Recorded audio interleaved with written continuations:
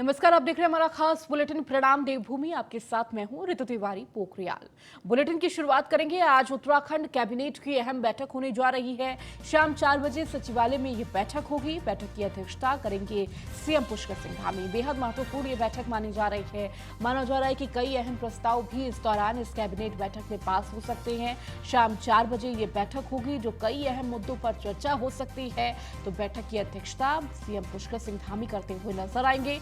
तो आज उत्तराखंड कैबिनेट की ये महत्वपूर्ण बैठक शाम 4 बजे आयोजित की जा रही है। तो सचिवालय में ये बैठक आयोजित की जा रही है और बेहद महत्वपूर्ण ये बैठक माना जा रहा है कि कई अहम बड़े फैसले हो सकते हैं इस बैठक में और कई अहम मुद्दों पर चर्चा की जा सकती है। और जिस तरह से लगातार उत्तराखंड में कई ऐसे मुद्दे हैं जो लगातार विपक्ष भी उठा रहा है और इस पर कहीं ना कहीं सरकार भी काम कर रही है, चाहे वो परीक्षा से संबंधित मुद्दे हो या फिर महिला सुरक्षा से संबंधित मुद्दे हो। लगातार सरकार की ये कोशिश है कि किस तरह से इन सभी मुद्दों पर काम किया जाए और इसी को लेकर कहीं ना कहीं बड़े फैसले भी हो सकते हैं और कई सारे और अहम प्रस्तावों पर मुहर भी लग सकती है। तो शाम 4 बजे सचिवालय की ये बैठक होगी। ये बेहद महत्वपूर्ण ये तस्वीर रहने वाली है। हालांकि इन बैठकों में किन किन महत्वपूर्ण मुद्दों पर चर्चा होगी इसका भी जिक्र नहीं किया गया। और अधिक जानकारी के साथ हमारे विशेष संवाददाता सुदीप जैन हमारे साथ जुड़ चुके हैं। सुदीप, क्या कुछ जानकारी मिल रही है? बेहद महत्वपूर्ण ये बैठक होने जा रही है कैबिनेट की। माना जा रहा है कि कई अहम प्रस्तावों पर मुहर लग सकती है या कई बड़े फैसले लिए जा सकते हैं। जी देखिए, एक सप्ताह के भीतर ही मुख्यमंत्री पुष्कर सिंह धामी सरकार की ये दूसरी कैबिनेट बैठक है और इस कैबिनेट बैठक में क्लिनिकल इस्टेब्लिशमेंट बिल जो सबसे ज्यादा सुर्खियों में रहा है कि छोटे क्लिनिकों को किस प्रकार से सरकार राहत देगी या शिकंजा कसेगी, इसको किस प्रकार से अंगीकृत किया जा रहा है। शहीद सैनिकों की पत्नी के लिए, जो सेना में शहीद हुए उनकी पत्नियों के लिए भी एक प्रस्ताव प्रस्तावित है। इसके साथ ही राज्य सरकार ने तैयारी जो महिला आरक्षण है 30%, उसका प्रस्ताव भी आज कैबिनेट में डिस्कस हो सकता है और राज्य आंदोलनकारियों के विषय पर हुई बिल या आरक्षण पर सरकार नोटिफिकेशन लाएगी, इस पर भी चर्चा हो सकती है। दरअसल ये वो मामले हैं जो बीते दिनों हुई कैबिनेट बैठक में छूट गए थे। इसके साथ ही जो राज्य सरकार का विधानसभा सत्र शुरू हो रहा है उसमें आने वाले अनुपूरक बजट पर भी चर्चा हो सकती है। तो ये महत्वपूर्ण मसले हैं जिन पर आज राज्य सरकार 3 बजे से कैबिनेट बैठक में मंथन करेगी। बिल्कुल सुदीप, बेहद महत्वपूर्ण ये मुद्दे रहने वाले हैं। इसके साथ ही साथ कहीं ना कहीं विपक्ष भी तमाम सवाल खड़े कर रहा था सुदीप, कहीं ना कहीं उसको लेकर भी कई अहम सवाल के जवाब देते हुए उस पर फैसला लेते हुए नजर आएंगे। तो राज्य सरकार को समय समय पर कई मसलों पर घेरता ही रहा है, चाहे यूकेएसएससी पेपर लीक हो, अंकिता भंडारी हत्याकांड हो, कई मसले हैं। पर ये कैबिनेट जो है वो राज्य सरकार का विषय होता है। राज्य सरकार नीतिगत निर्णय लेती है जी और उसको इम्प्लीमेंट करती है। एक महत्वपूर्ण बात ये भी है कि चूंकि विधानसभा सत्र आहूत हो चुका है तो आधिकारिक तौर पर जो आज ये कैबिनेट बैठक हो रही है इसकी ब्रीफिंग नहीं की जाएगी। जो मीडिया कर्मियों को ब्रीफ किया जाता था वो ब्रीफिंग आज नहीं होगी क्योंकि विधानसभा सत्र आहूत हो चुका है। ठीक है, बहुत बहुत शुक्रिया सुदीप इन तमाम जानकारियों को देने के लिए।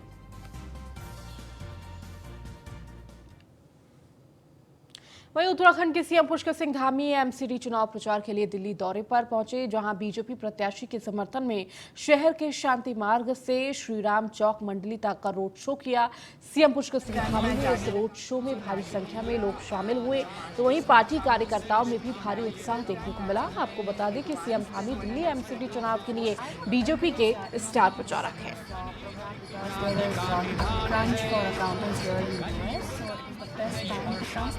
Education helps me a lot throughout my whole journey. Admission process was in every step. Receiving the admission letter was the happiest moment. वहीं दिल्ली में रोड शो से पहले मुख्यमंत्री पुष्कर सिंह धामी ने नई दिल्ली स्थित उत्तराखंड सदन में छावला केस की पीड़ित के माता पिता से मुलाकात कर कहा कि उत्तराखंड की बेटी को न्याय दिलाने के लिए राज्य सरकार हर संभव प्रयास कर रही है। मुख्यमंत्री ने कहा कि उन्होंने केंद्रीय कानून और न्याय मंत्री किरेन रिजिजू से बातचीत की है। मामले से संबंधित वकील चारू खन्ना से भी पूरी जानकारी ली। पूरा उत्तराखंड उनके साथ है। आपको बता दें कि मुख्यमंत्री ने कुछ दिन पूर्व उत्तराखंड की बेटी की पिताजी से फोन पर बात की थी और कहा था कि वो जल्द ही दिल्ली आकर उनसे मुलाकात करेंगे।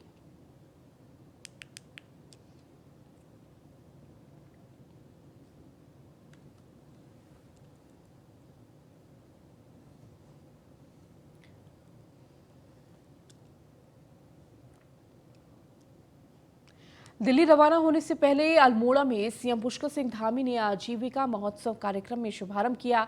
साथ ही करोड़ों की विकास परियोजनाओं का उद्घाटन और शिलान्यास भी किया।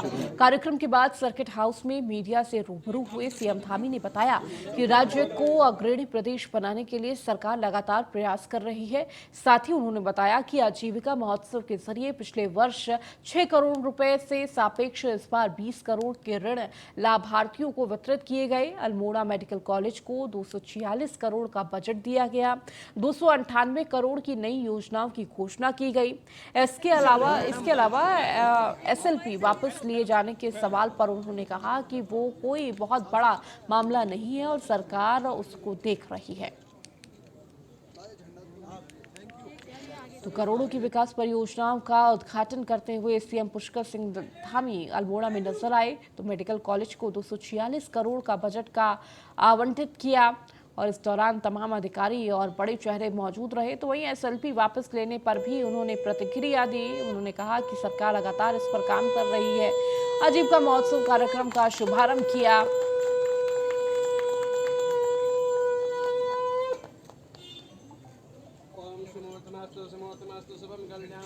तो करोड़ों की विकास परियोजनाओं का उद्घाटन करते हुए सीएम पुष्कर सिंह धामी नजर आए। अल्मोड़ा में मौजूद रहे। दिल्ली रवाना होने से पहले अल्मोड़ा में मेडिकल कॉलेज को 246 करोड़ का बजट भी आवंटित किया।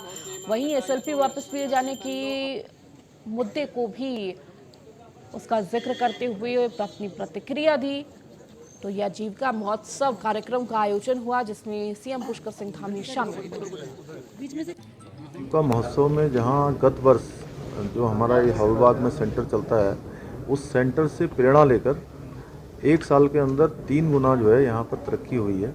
एक ऋण लेने की जो पिछले साल जो धनराशि थी 6 करोड़ की, वो बढ़कर 20 करोड़ से ज़्यादा हो गई है।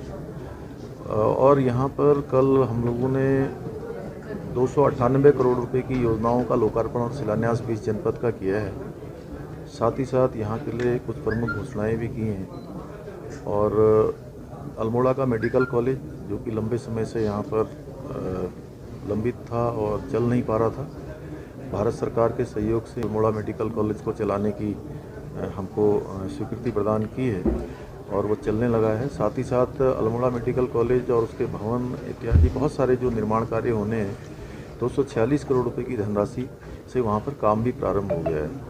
तो हमारे गोल जी की ये भूमि है।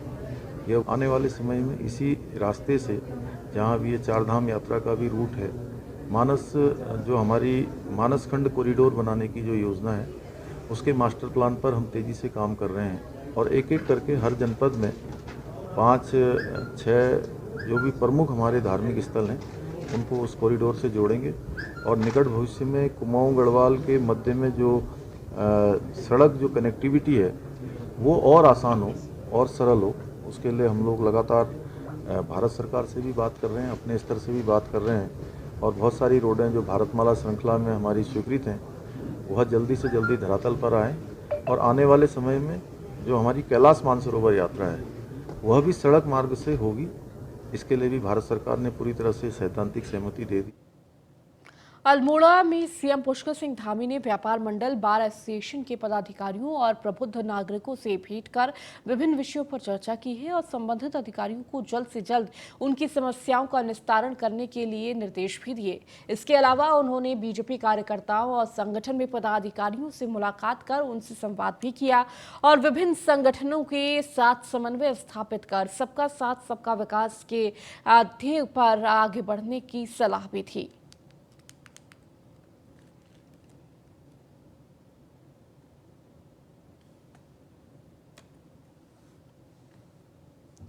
विधानसभा भर्ती घोटाले को लेकर एक बार फिर विधानसभा अध्यक्ष सख्त नजर आ रही हैं। रितु खंडूरी ने भर्ती घोटाले पर सख्त रुख अपनाते हुए साफ किया कि वो विधेयक का राय लेने के बाद डबल बेंच में जा रहे हैं। विधानसभा अध्यक्ष रितु खंडूरी ने कहा कि जो भी फैसला उनका था वो अपने फैसले से पीछे नहीं हटेंगी। उधर कांग्रेस ने विधानसभा में हुए बैकडोर से भर्ती मामले में नियुक्ति देने वाले और नियुक्ति पाने वालों के खिलाफ कार्रवाई की मांग कर रही है।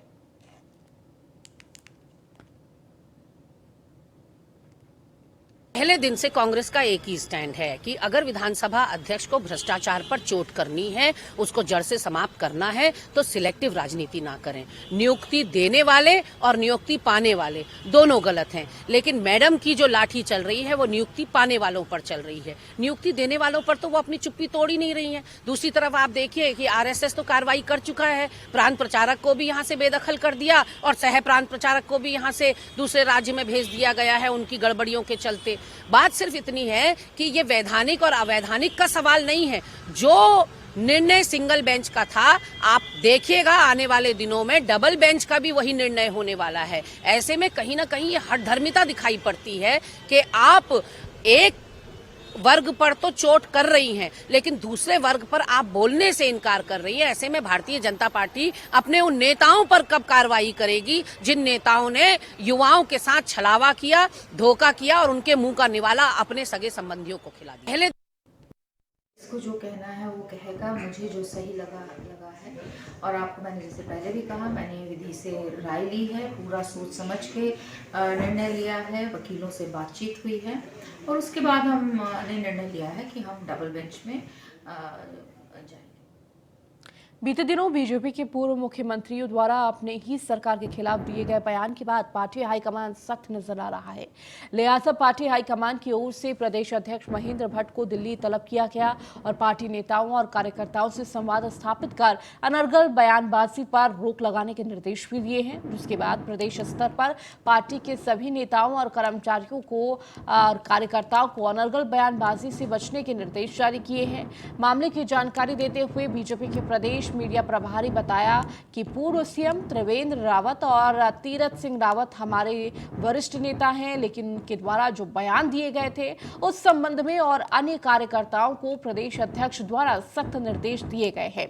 किसी को भी कोई दिक्कत है या पार्टी और सरकार को अपना सुझाव देना चाहते हैं तो मीडिया से बचते हुए सिर्फ पार्टी फोरम पर ही अपनी बात रखें।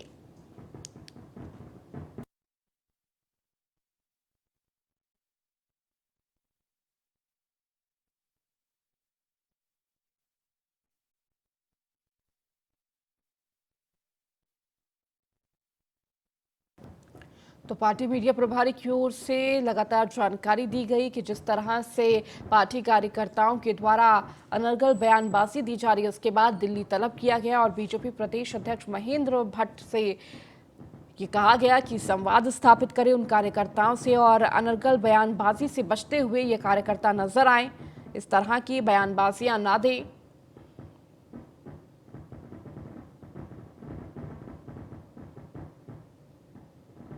निश्चित रूप से हमारे प्रदेश अध्यक्ष जी ने सभी अपने, चाहे छोटे कार्यकर्ता हों, चाहे हमारे बड़े नेता हों, सभी को कहा है कि जिस प्रकार से भी उनकी कोई बात करनी है तो पार्टी फोरम पे करें और कोई भी उनकी समस्या है तो या तो पार्टी फोरम पे रखें या सरकार की ओर से उनकी समस्या है तो सरकार से भी वो बात कर सकते हैं। निश्चित रूप से वहीं देहरादून में बाल संरक्षण आयोग के सहयोग से बाल विधान सभा का आयोजन किया गया, जिसमें अलग अलग जिलों से आए बच्चों में हिस्सा लिया और इस दौरान बच्चों को विधानसभा और राजनीति से संबंधित जानकारी दी गई। साथ ही चुने हुए 70 बच्चों को विधायक, मंत्री, मुख्यमंत्री और विधानसभा अध्यक्ष बनाया गया। आपको बता दें कि बच्चों को राजनीतिक गुर सिखाने और शिक्षा, स्वास्थ्य और विकास से संबंधित जानकारी उपलब्ध कराने के लिए इस बाल विधान सभा का आयोजन किया गया, जिसमें प्रदेश के कैबिनेट मंत्री गणेश जोशी भी शामिल हुए। इससे संबंधित उसका अभाव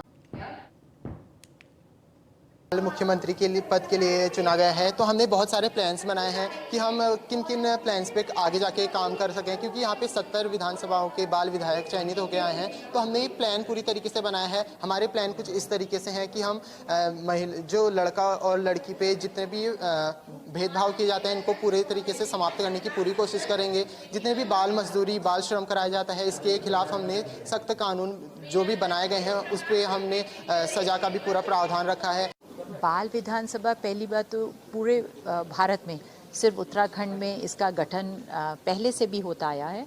हमने सिर्फ जो कुछ सालों से व्यवस्था बंद हो गई थी उसको पुनर्जीवित करा है, और इससे बच्चों में अपने अधिकारों को लेकर एक चेतना, और बच्चों के अधिकारों को हम पूर्ण रूप से कार्यान्वित कर सकें, उसमें उनकी भागीदारी सुनिश्चित करने के उद्देश्य से ही इस बाल विधानसभा का गठन होता है।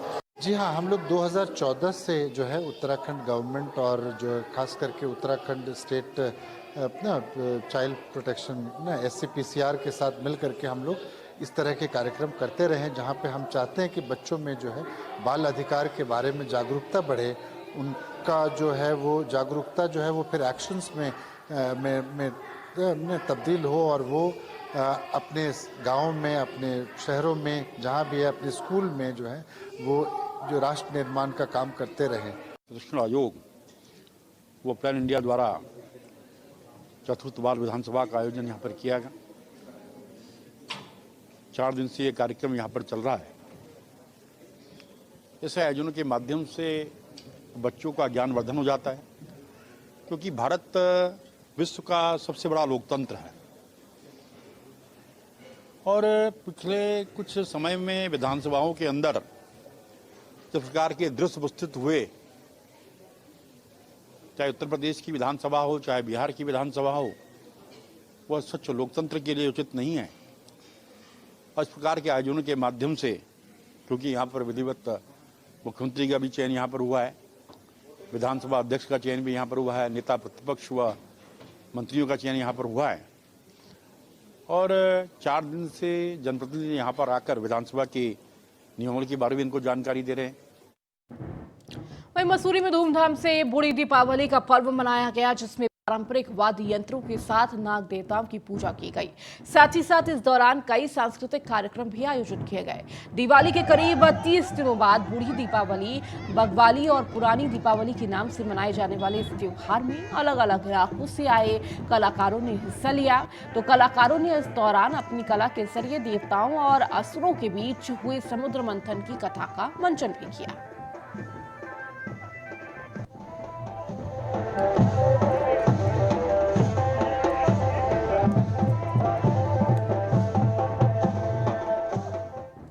रुड़की में देह व्यापार के खिलाफ कार्रवाई करते हुए पुलिस ने एक स्पा सेंटर पर छापेमारी की, जहां से पुलिस ने 3 लोगों को गिरफ्तार किया है। आरोपियों के कब्जे से 2 महिलाओं को मुक्त कराया। हालांकि स्पा सेंटर का संचालक अब भी फरार है, जिसकी तलाश की जा रही है।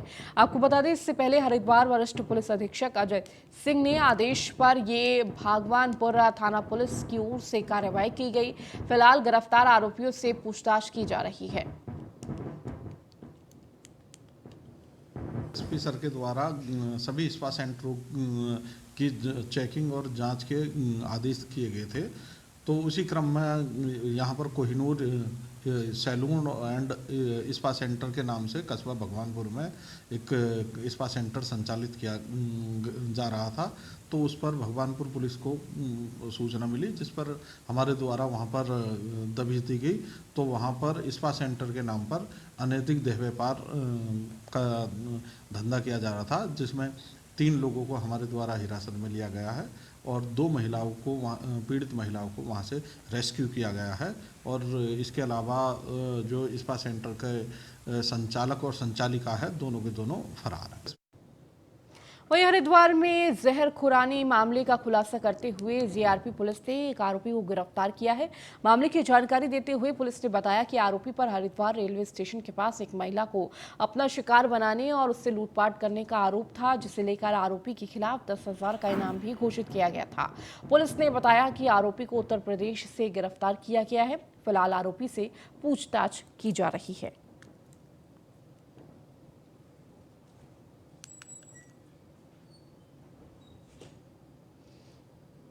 जहर खुरानी का गैंग था जो पिछले दिनों 2-3 घटनाएं करके फरार चल रहा था। उसमें 2 मुलजिम ऑलरेडी पकड़ चुके थे पहले। आज एक सैलेन नाम का एक यूज़ है जिसको जीआरपी हरिद्वार की पुलिस ने फर्रुखाबाद से गिरफ्तार किया है। इस पर 10,000 का इनाम पहले से घोषित था क्योंकि काफ़ी दिन से फरार चल रहा था ये। सर, क्या कोई इसका आपराधिक इतिहास या इसके कोई साथी जिनकी और लीड मिली हो आपको? हाँ, इनके 2 साथी पहले से गिरफ्तार हो चुके हैं। नन्हे नाम का इसका गैंग लीडर है जो इस समय वर्तमान में भी जेल में है और ये उसी गैंग का मेंबर है। बहुत दिन से फरार चल रहा था, करीब 6-7 महीने से फरार चल रहा था और अभी काफ़ी प्रयास करने के बाद थानाध्यक्ष को सूचना प्राप्त हुई थी कि ये फर्रुखाबाद में कहीं रह रहा है, तो उन्होंने अपनी टीम भेज करके पूरा इसकी गिरफ्तारी करवाई है। ये बहुत ही अच्छा काम हुआ है और आप जानते हैं कि रेलवे में जहर खुरानी का अपराध बहुत ही गंभीर अपराध माना जाता है। लोग एक स्थान से दूसरे स्थान की यात्रा करते समय ट्रेन में उनको कुछ ना कुछ खिला करके उनका सामान लूट लेते हैं, फिर आदमी बिल्कुल ही परेशान। उत्तराखंड प्रदेश कांग्रेस कमेटी के आह्वान पर कांग्रेस कार्यकर्ताओं ने लालकुआ नगर में भारत जोड़ो यात्रा निकाली, जो कांग्रेस कार्यालय से होते हुए पूरे शहर के मुख्य मार्गों से होकर गुजरी। यात्रा शुरू होने से पहले कांग्रेस कार्यकर्ताओं ने पूर्व प्रधानमंत्री इंदिरा गांधी को श्रद्धांजलि दी। आपको बता दें कि कांग्रेस कमेटी के अध्यक्ष सरदार गुरदीप सिंह और पूर्व विधायक प्रेमानंद महाजन के संयुक्त नेतृत्व में भारत जोड़ो यात्रा निकाली गई। कांग्रेस के पूर्व विधायक प्रेमानंद महाजन की माने तो भारत जोड़ो यात्रा का उद्देश्य बेरोजगारी, भ्रष्टाचार और महंगाई के मुद्दों को जनता के बीच ले जाना है। वहीं वरिष्ठ कांग्रेस नेता हरेंद्र बोरा ने कहा कि आज देश में किसान मर रहे हैं, बेरोजगारी से युवा परेशान है, महिलाएं परेशान हैं, महंगाई आसमान छू रही है और इन सभी के लिए कांग्रेस के पूर्व राष्ट्रीय अध्यक्ष राहुल गांधी भारत जोड़ो यात्रा पर निकले हैं। भारत जोड़ो यात्रा हमारे माननीय राहुल गांधी जी के द्वारा चलाई गई है और नफरत छोड़ो भारत जोड़ो, जो पूरे देश में नफरत की जो राजनीति चल रही है भारतीय जनता पार्टी और आपस में फूट करो और राज करो जैसे पहले अंग्रेज करते थे वैसे करके भारतीय जनता पार्टी कर रही है। इसके हम लोग पूरे जो देश में जो भारत जोड़ो यात्रा चल रही है, कहीं कहीं प्रदेशों में जो हमारे जो राहुल गांधी जी के द्वारा जो कन्याकुमारी से और कश्मीर तक के जो यात्रा है और इंदिरा गांधी जी का जयंती में हम लोग आज हमने पदयात्रा में करी की है। तो यही है कि हाँ, पूरे देश का हम यही बताना चाहते हैं कि नफरत छोड़ो और भारत जोड़ो। भारत जोड़ो उत्तराखंड नहीं पूरे देश में एक प्रमुख विपक्ष पार्टी है, मेन विपक्ष पार्टी है, तो कांग्रेस का दायित्व बनता है, जो आप खुद ही कह रहे हो कि जन विरोधी सरकार हैं, तो इनके जन विरोधी नीतियों का खिलाफत करना और इस खिलाफत के लिए जो हमारे कांग्रेस पार्टी के सीनियर नेता हैं माननीय राहुल गांधी जी, वो कन्याकुमारी से लेकर कश्मीर तक एक भारत जोड़ो यात्रा का वो नेतृत्व भी कर रहे हैं और लगातार चल रहा है। आज शायद 67-68वां दिन है तो चल रहे हैं। ये जो यात्रा है, ये यात्रा उत्तराखंड में नहीं, उनका रूट में नहीं है, इसीलिए उत्तराखंड कांग्रेस के द्वारा पूरे प्रदेश में हर विधानसभा में आपके 14 से 19 तक तारीख एक कार्यक्रम। चलिए इस बुलेटिन में फिलहाल इतना ही। बने रहिए न्यूज़ 1 इंडिया के साथ।